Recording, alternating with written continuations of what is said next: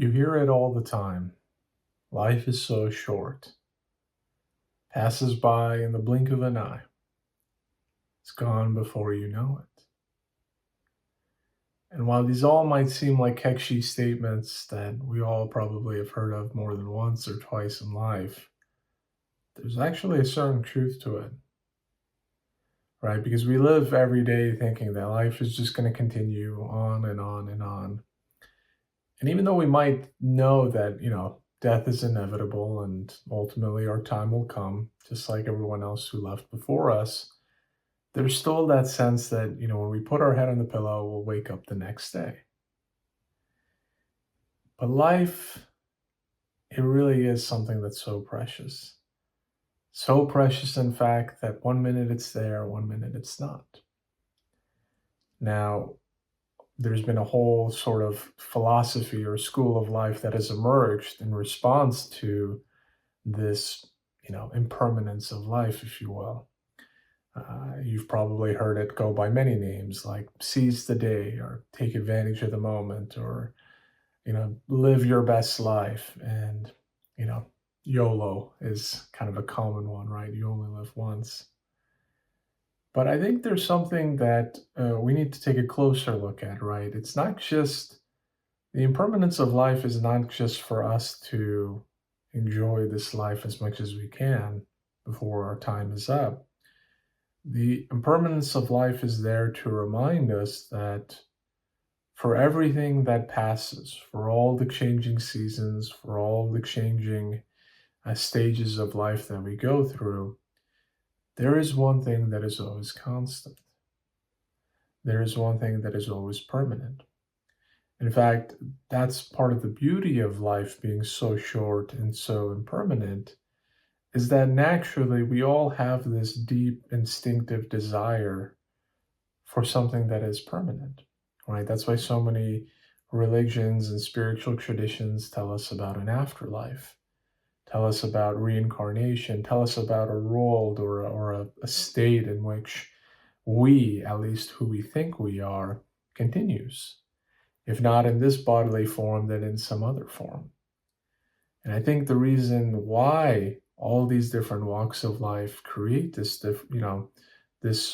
belief or this ideology that we will exist beyond this physical world is because we are seeking that eternal essence. We are seeking that which doesn't die, that which doesn't disappear.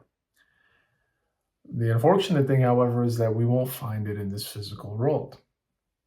That's why we turn to spirituality in the first place. We turn to a higher power and force to remind ourselves of the things that never change, to remind ourselves of the world that never changes, the spiritual world, the world of the soul, the world of consciousness. And so when we're thinking about life, or when you hear someone say that life is short and you got to take advantage of it, yes, that part of it is true, right? Our time really does go by very fast. And it's interesting, the older we get, the more it feels like it's actually going by even faster. As a young kid, I would never really imagine, oh my gosh, it's already this month, or oh my gosh, it's already this day of the week. But I'm noticing myself kind of thinking those thoughts more and more often because, as I get older, there's more responsibilities, there's more things to do. And plus, there's just the natural reality of, not having a permanent life, right? When you're in your 30s, you already lived 30 years. So, the chances of you living, adding that 30 years to the end of your life is not that much versus someone that's just born and presumably has, an entire life ahead of them. So naturally, as each day goes by, as each year goes by, we face the reality that life is just getting shorter and shorter. But rather than view that with, a sense of sadness or a sense of nostalgia or a sense of, I wish things could last forever, let's focus on what part of us doesn't change, what part of us doesn't die. It's never too late to start spirituality. It's never too late to try to connect with God and to see your life, to see your essence as something beyond perhaps what you may think it is. something much deeper than, just the day to day, going to work, coming back home, being with your family. These are all great things, but sometimes if we get too lost in the day to day of it, we kind of lose sight of the bigger picture. We miss the forest for the trees.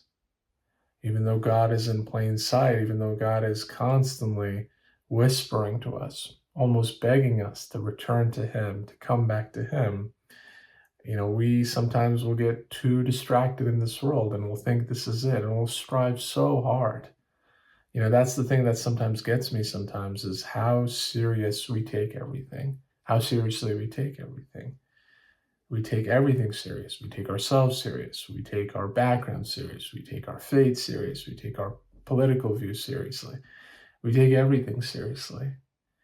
And by doing so, we kind of lose the fun and joy of life. And life becomes a struggle. Life becomes a puzzle that we have to solve rather than just a gift that can be unraveled, as Muji, said in his beautiful quote. So I think, when we think about life and, when we step back and kind of examine our entire journey, our entire, kind of the different paths that we take, we have to kind of also appreciate that there is a part of it that doesn't change.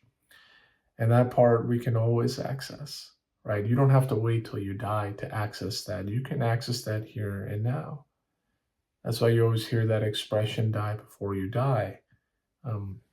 The meaning of that is that, before you actually give your final breath, make sure that you kill your ego. Make sure that you are connecting with God. Make sure that you are awakening spiritually to see the bigger picture in life.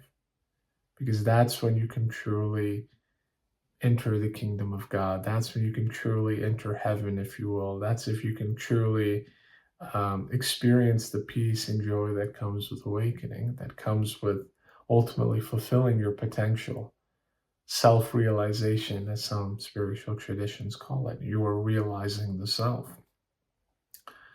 So I know there's a lot that can be discussed here, but like the topic of the video, which is life being short, I wanted to keep this video short as well too. But that doesn't mean that if you don't have any further questions or want to learn more about it, that I won't be here to answer them. So please feel free to take a moment if you have any thoughts or something that you'd like to share. Drop them in the comments below and maybe we can start some sort of a discussion, and who knows, maybe I can do sort of a continuation video building upon some of the themes presented in this one. But until then, thank you so much for watching. I hope you enjoyed it, and I look forward to seeing you on another one of these videos.